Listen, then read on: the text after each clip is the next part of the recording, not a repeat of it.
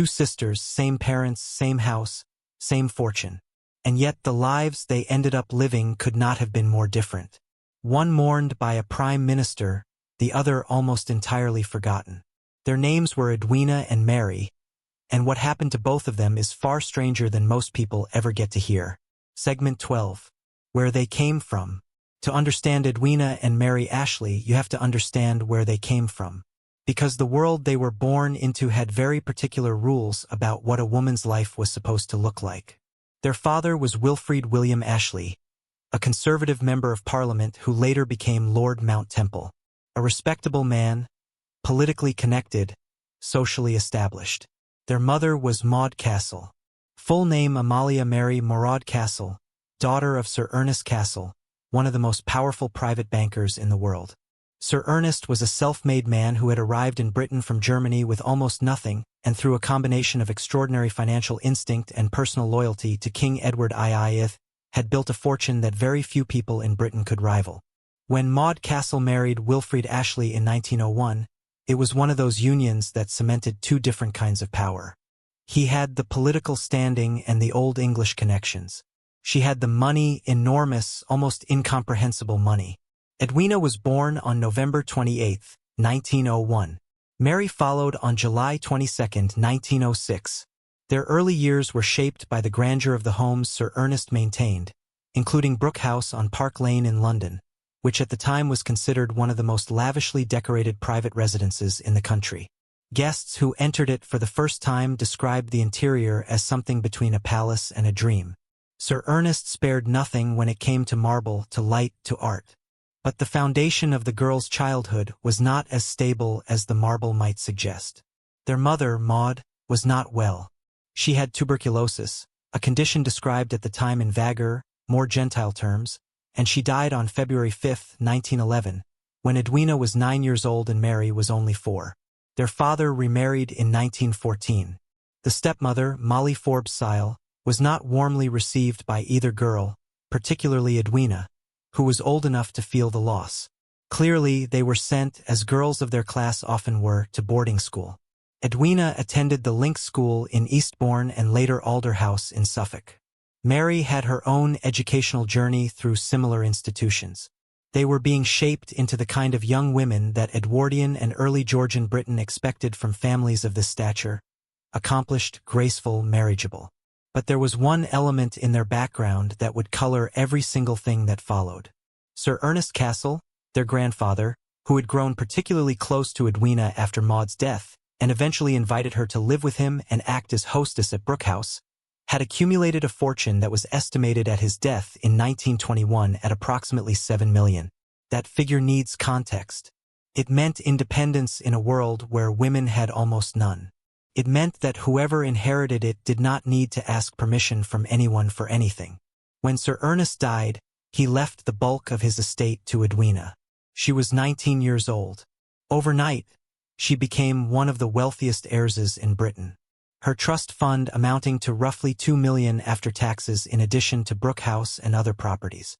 Mary received a significant portion too, described in contemporary press as half of the grandfather's fortune. But the disparity in the terms of what each sister controlled was real, and it would shape everything that followed. Segment 11. Edwina's marriage and the life that followed. The man who would enter Edwina's world in the year Sir Ernest died was not unknown to the British public. Louis Mountbatten, then still Lord Louis Mountbatten, a naval officer of 20, was the son of Prince Louis of Battenberg and Princess Victoria of Hesse, making him a great-grandson of Queen Victoria. He was handsome, energetic, deeply ambitious, and utterly fascinated by the Ashley eyes. They first met at a ball at Claridge's Hotel in October 1920. Edwina was already a prominent figure in London society, and the attraction was immediate on both sides. A correspondence developed, and Edwina eventually made her way to India, where Mountbatten was touring with the Prince of Wales. It was in Delhi in February 1922 that he proposed. She accepted. The wedding took place on July 18, 1922 at St. Margaret's, Westminster. The Prince of Wales served as best man. More than 8,000 people gathered outside, and the guest list included Queen Mary, Queen Alexandra, and much of European royal society. Photographs from the day show a radiant couple. The press called it the wedding of the year. What the photographs did not show was the complexity beneath the surface. Edwina was a woman of enormous personal energy and restlessness.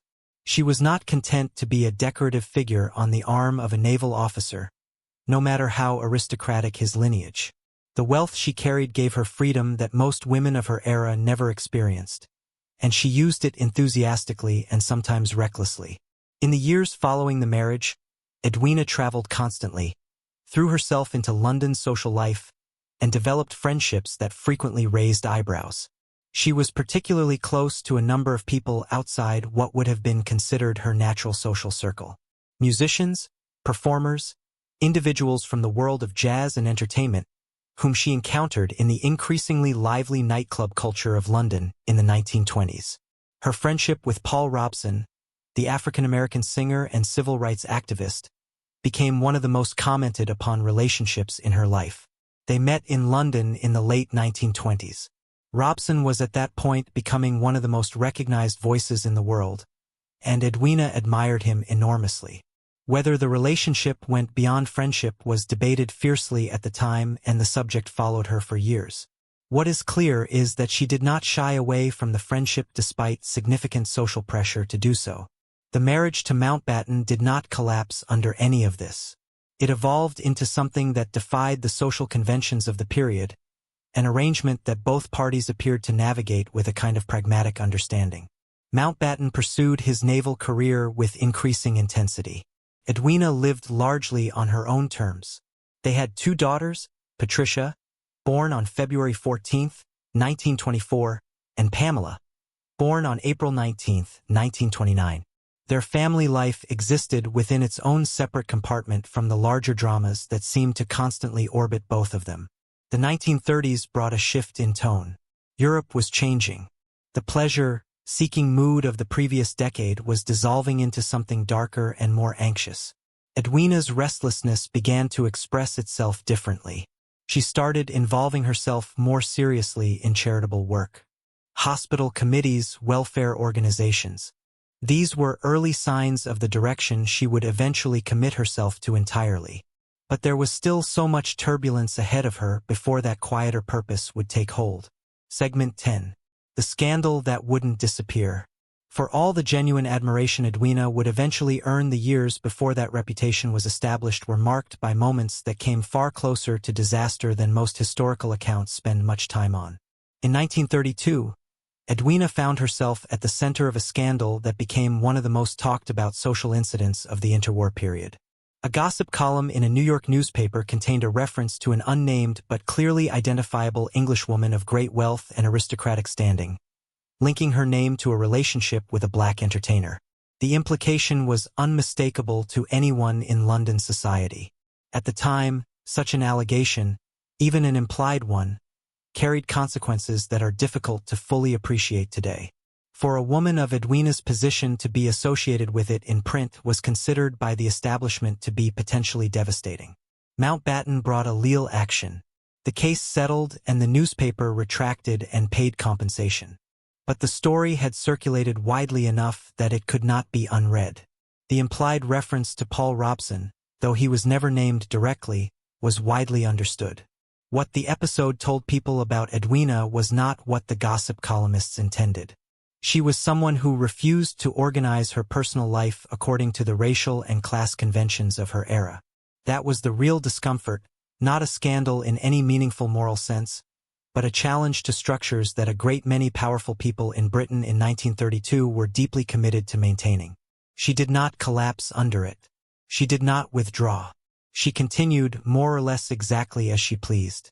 This was the same woman who would just over a decade later be crawling through refugee camps in the heat of an Indian summer. But what the 1920s and early 1930s built in her, the fearlessness, the refusal to be intimidated by what society thought of her choices, was the same engine that would drive everything that followed. And what followed was something almost no one could have predicted for a woman who had spent a decade being the talk of London society for all the wrong reasons. Segment 9. The world closes in. The Second World War changed almost everything about how both sisters lived. For Mountbatten, the war was a defining professional chapter. He rose rapidly from captain of the destroyer HMS Kelly, which was sunk off Crete on May 23, 1941, to Supreme Allied Commander Southeast Asia Command in October 1943. He was at the center of some of the most consequential military decisions of the war. For Edwina, the war became the moment she finally found the role she seemed to have been built for. She threw herself into the work of the St. John Ambulance Brigade and the British Red Cross with a ferocity that surprised people who had only known her as a socialite. She was in bombed-out streets. She was in emergency wards. She was in direct conversations with doctors and nurses about supplies, triage, logistics. People who encountered her during this period described someone who was not visiting the wreckage for appearances, but who was genuinely physically present in it. By the end of the war, she had been appointed Superintendent-Chief of the St. John Ambulance Brigade and received a Commander of the Order of the British Empire for her efforts. What was happening to her emotionally during this period was considerably more complicated. Her most significant relationship outside her marriage, one that would become the most written about of her life, was with Jawaharlal Nehru, the man who would become India's first Prime Minister. Edwina first encountered Nehru in Singapore in 1946 when Mountbatten was in the region as Supreme Allied Commander. She had actually asked to be detoured on the way to an inspection visit so she could attend the meeting between Mountbatten and Nehru.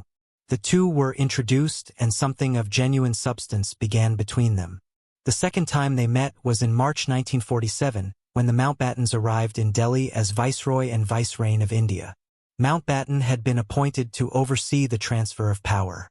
The end of British India, and Edwina was at his side in an official capacity. The transfer of power in August 1947, the moment India became independent and was simultaneously partitioned into India and Pakistan, was one of the most catastrophic events of the 20th century in terms of human cost. Estimates of how many people died in the violence that accompanied partition range from 200,000 to 2 million. Somewhere between 12 and 20 million people were displaced. The scale of suffering was almost impossible to comprehend. Edwina did not watch from the Viceroy's house. She was out in the camps, in the refugee columns, in the hospitals that were overwhelmed beyond anything they had been designed to handle. Aides who accompanied her later described stopping in the midst of gunfire to collect the wounded and take them to infirmaries. She organized supply chains and united 15 different relief organizations under a single coordinating body so that aid could move faster. She sat with the dying. Her closeness to Nehru during this period was open knowledge at the highest levels, including to Mountbatten himself. Whether this was genuine equanimity on his part or a very carefully maintained front, observers disagreed. But the friendship between Edwina and Nehru, documented in an extensive correspondence that continued until her death, was one of the most emotionally significant relationships of both their lives. When the Mountbattens left India in June 1948, Edwina's departure was marked by enormous public emotion. Nehru's farewell to her at the airport was described by witnesses as deeply affecting. It was not the farewell of political colleagues. She would return to India several times in the years that followed, always finding her way back to the humanitarian work she had committed herself to. And the letters continued. Segment 8: Mary's Different Path. While Edwina was living at the very center of world events, her sister Mary was navigating a life that was in many ways just as dramatic, but in a register that was far more contained, far more private, and ultimately far more surprising than most people know. Mary Ashley's full name was Ruth Mary Clarice Ashley. She went by her middle name throughout her life, and the life she built was one that would keep the gossip columns busy in ways entirely her own.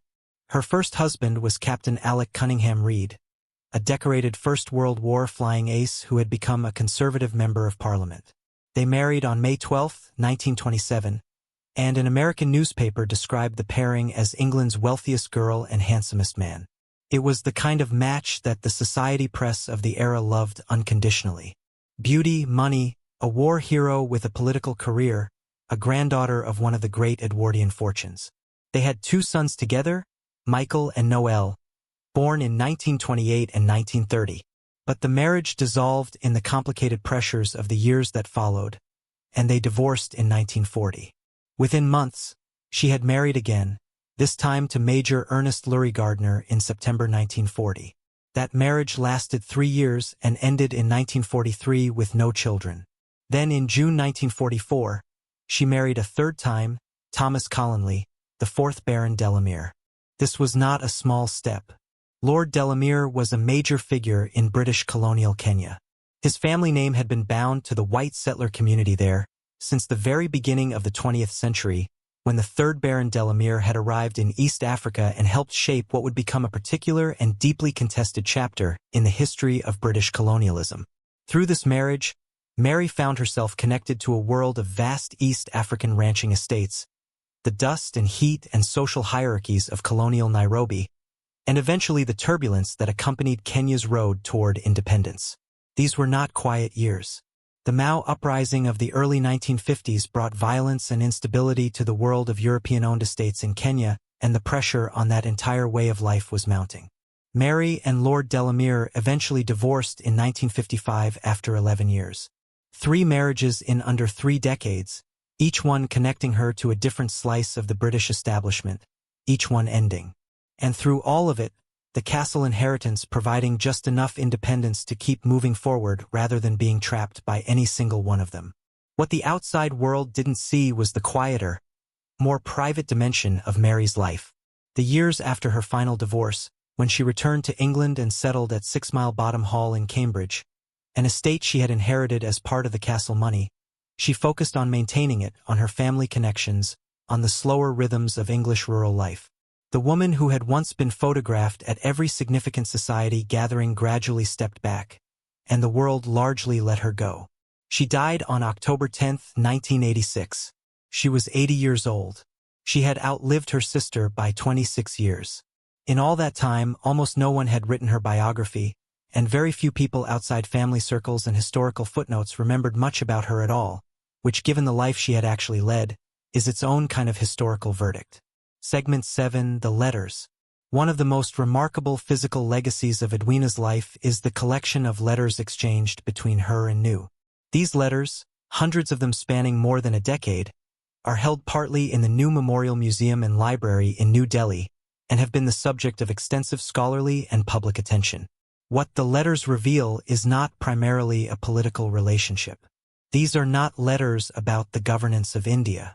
Though the world around them is always present in the background, they are letters between two people who understood each other with a directness and intimacy that both of them found rare. New in his letters to Edwina wrote about loneliness in terms that were startlingly unguarded for a man of his position. He was by the time of their correspondence the head of government of the world's largest democracy.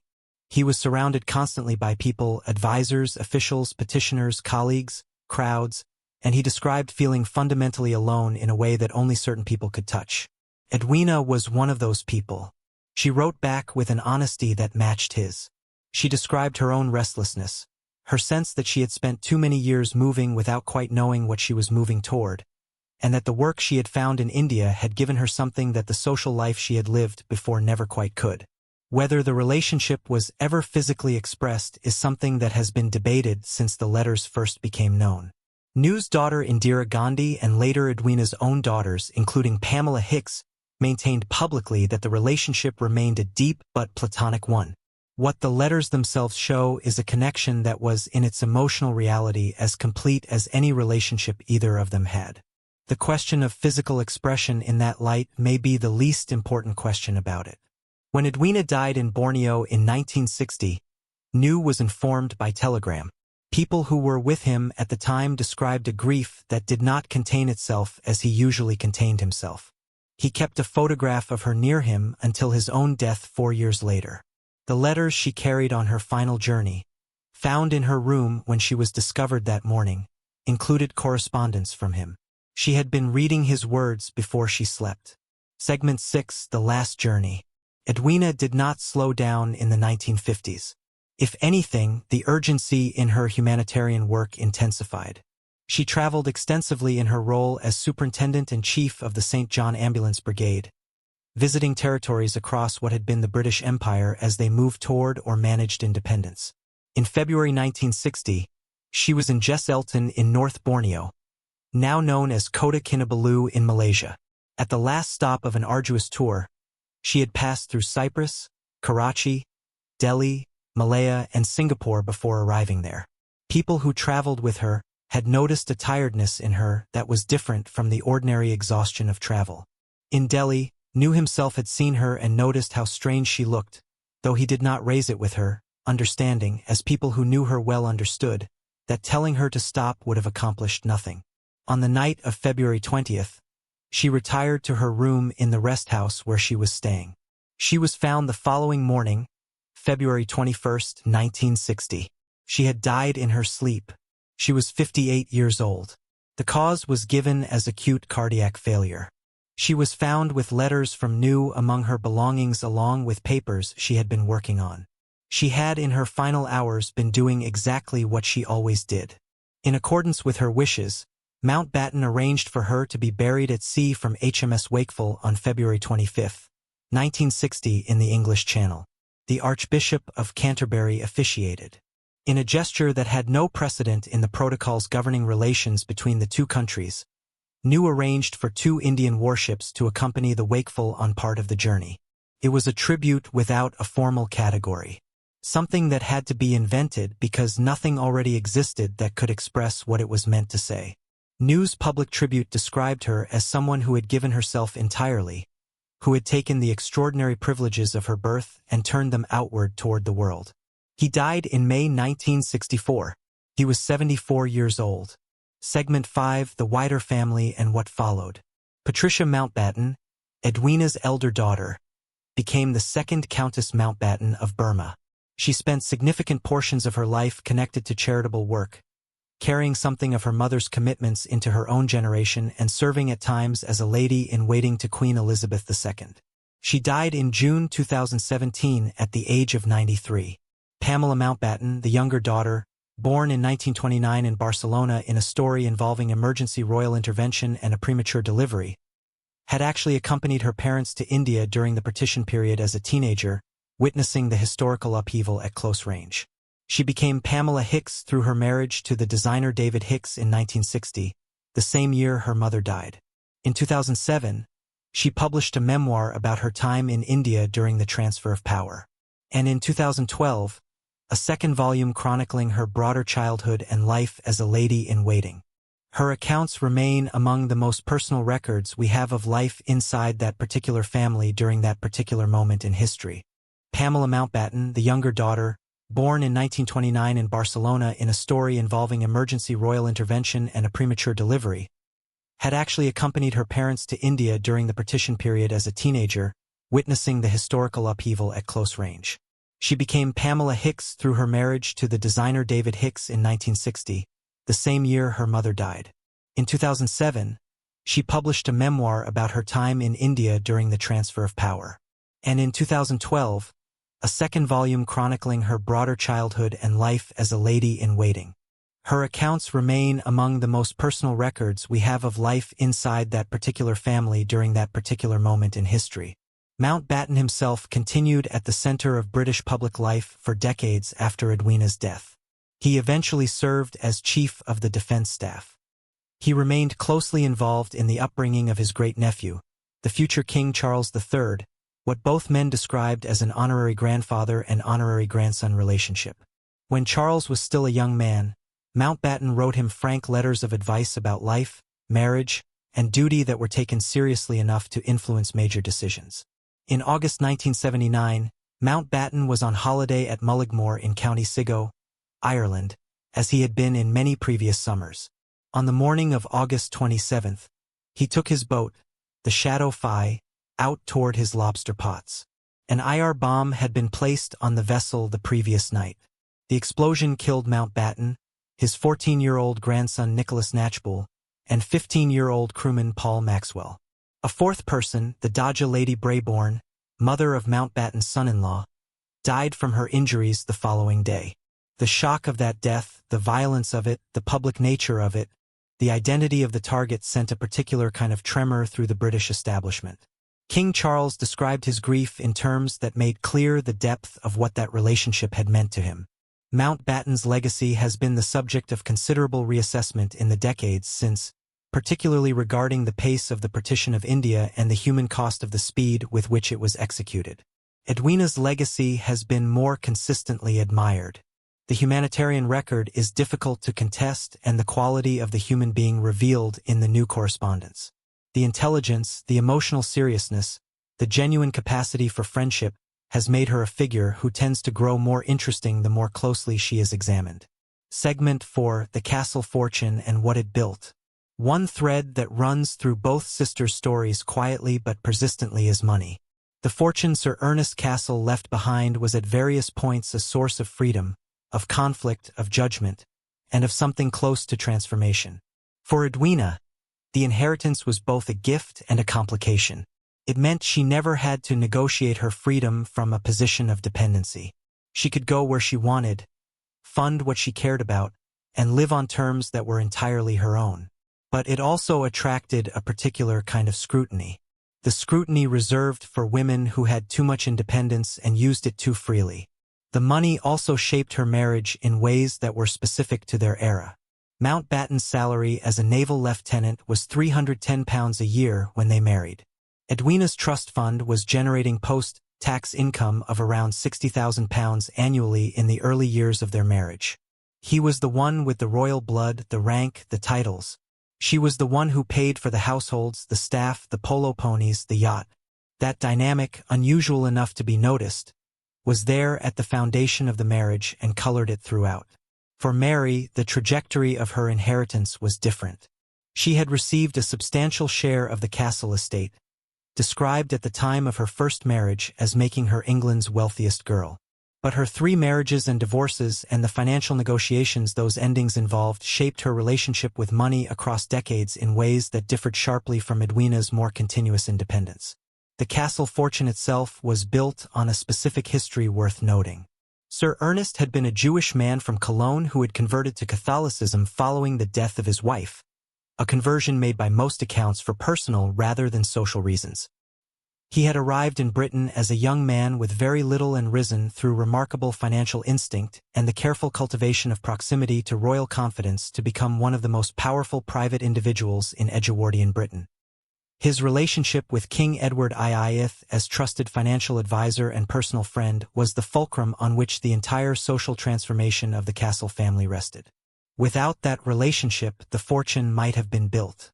It was the relationship that opened the doors of the British establishment in a way that money alone could not.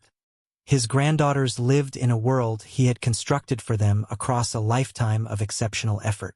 That world did not always acknowledge who had built it or how. Sir Ernest's German-Jewish origins were a source of mockery and hostility for Edwina during her school years, long before the political dimensions of such hostility in Europe became the catastrophe they would become in the 1930s and 1940s. She absorbed that hostility early and built something in response to it.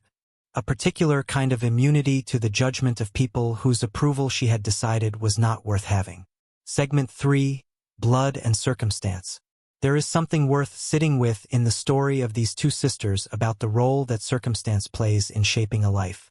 Edwina and Mary came from the same parents, the same house, the same grief of losing their mother when they were still very small. They were shaped by the same grandfather's extraordinary wealth, the same English formation, the same social world of the 1920s, and then they went in entirely different directions.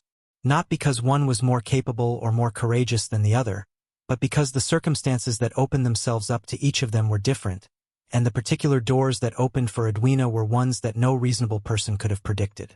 Edwina found herself in Delhi in 1947 because she was married to the man appointed to oversee the end of British India. She was in those refugee camps because she happened to be in the right place with the right kind of freedom at a moment of catastrophic need. The fact that she rose to meet that moment with everything she had, that is what made her remarkable. But the moment had to find her first. Mary's life found different moments. 3 marriages, 3 divorces, 3 different chapters of reinvention in a world that watched women of her class very carefully and judged what it saw. She chose each of those chapters. To marry, to leave, to try again. These are not small choices. They are just choices that the public record tends to find less interesting than humanitarian heroics in wartime India. The fortune Edwina inherited at 19 was the original divergence. That money put her in rooms, on ships, at gatherings, in positions where the extraordinary could find her. The difference between the sisters was in the beginning largely a matter of a will, read in 1921. And yet the choices made within those circumstances were real. Edwina chose to go to those camps when she could have stayed in the residency. She chose to maintain the correspondence with New across the loneliness of distance. She chose year after year throughout the 1950s to keep traveling, to keep working, to push past the tiredness that others could see in her even when she could not. She chose to be buried at sea. Mary chose to build a life from the materials available to her, and when those materials proved unsuitable to rebuild and rebuild again. The quiet doggedness of that is not celebrated the way wartime heroism is celebrated, but it is no less a life. Segment 2: What the World Chose to Remember. The historical memory of Edwina and Mary Ashley took very different shapes in the decades after their deaths.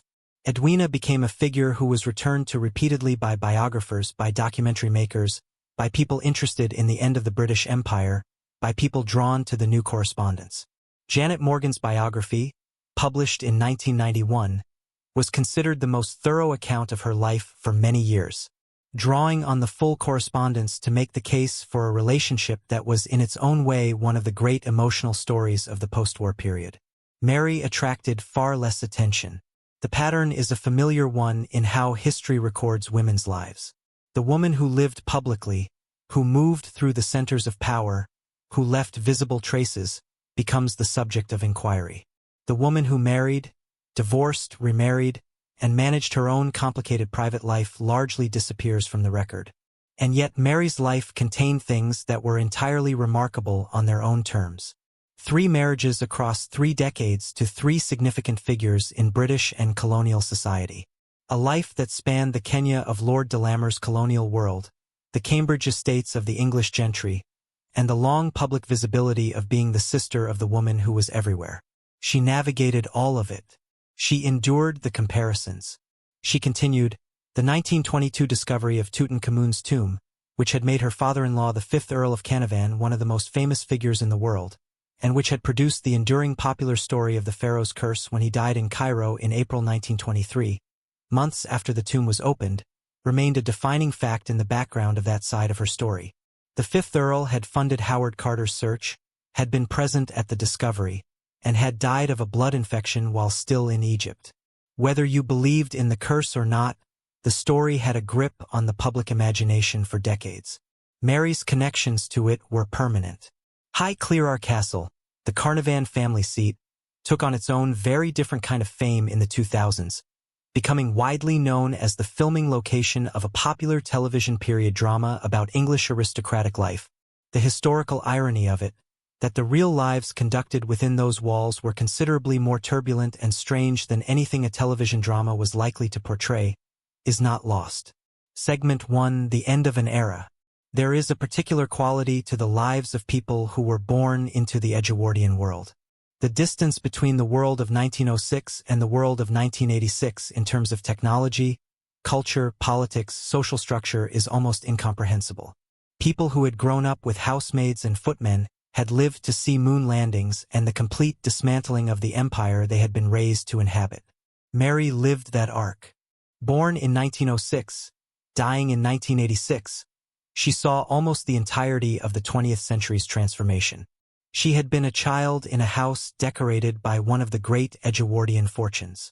She died in a world where that kind of household, that kind of social structure had become history. Edwina's arc was shorter but more concentrated.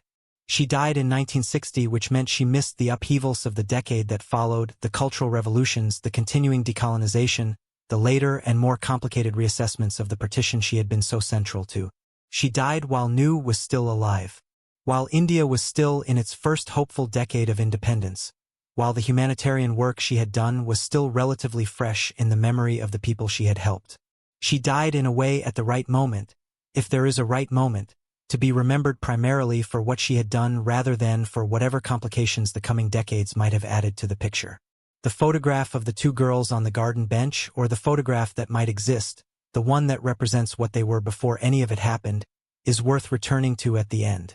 2 children in white dresses, the same parents, the same house, the same early loss, a fortune about to be distributed unequally between them, a world about to change around them in ways that would demand everything they had. One of them would end up being carried home through the ocean on a British warship, mourned by a prime minister who wept openly, remembered across 2 continents.